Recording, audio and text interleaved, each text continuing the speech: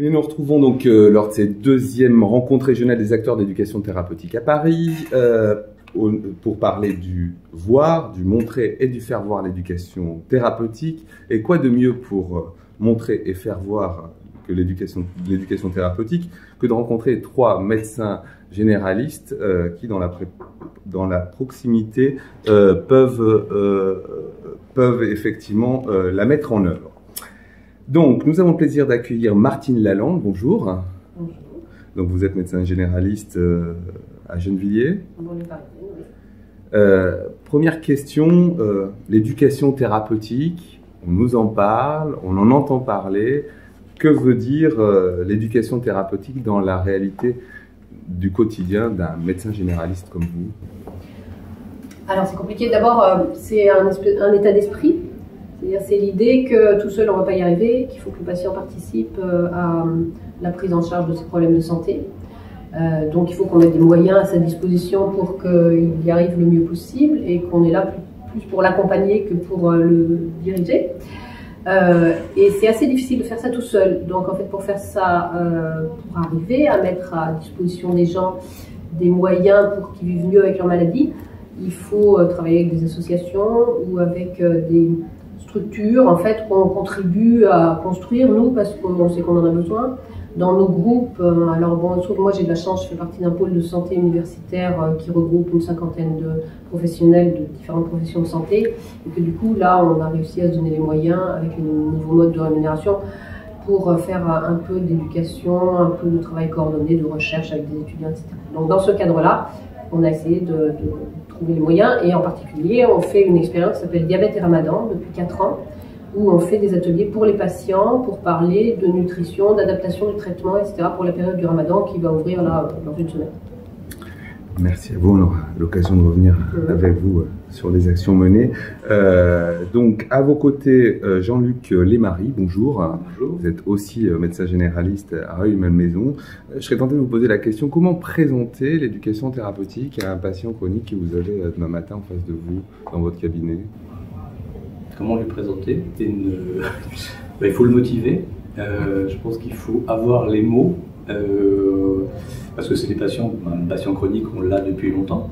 Il est présent avec nous dans une démarche de soins qui est celle de la consultation, qui est une démarche un peu particulière, rapide, parce que les consultations sont contraintes.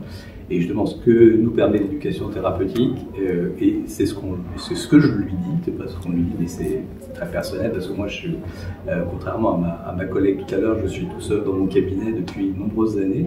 Et justement, j'ai voulu sortir de la solitude pour moi et pour mes patients, parce que c'est vrai que le temps contraint qu'on a dans une consultation ne permet pas d'aborder en profondeur les sujets et de bien connaître nos patients qu'on croyait connaître et qui en fait sont un petit peu différents. Donc pour les convaincre, pour en revenir à votre question, c'est ma motivation profonde, c'est mon envie de lui faire partager des choses fortes pour l'aider à vivre sa maladie chronique.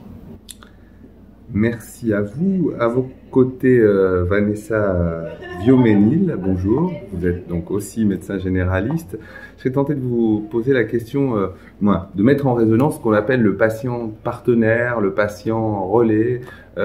Qu'est-ce que ça veut dire pour un médecin généraliste, un patient partenaire dans l'échange, dans la pratique? Comment vous pourriez nous le présenter? Le patient partenaire, c'est donc un patient qui atteint d'une pathologie chronique, qui a pu apprendre, enfin qui a son expérience personnelle, mais qui a aussi pu apprendre à notre contact, au contact des réseaux via l'éducation thérapeutique, et qui va diffuser ce message à d'autres patients qui seraient beaucoup plus naïfs, entre guillemets, dans leur pathologie, à un stade différent. Et chaque expérience de patient va enrichir celle du patient témoin, entre guillemets. En quoi ce type de pratique peut être un levier, un facilitateur dans la pratique de la médecine généraliste au quotidien?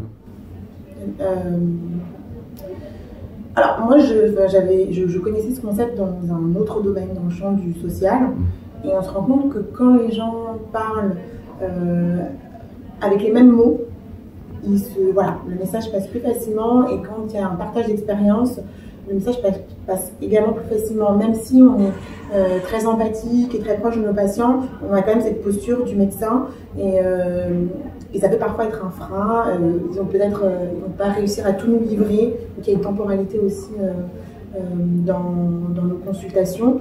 Et je pense qu'avoir un patient relais, c'est un plus, c'est un complément.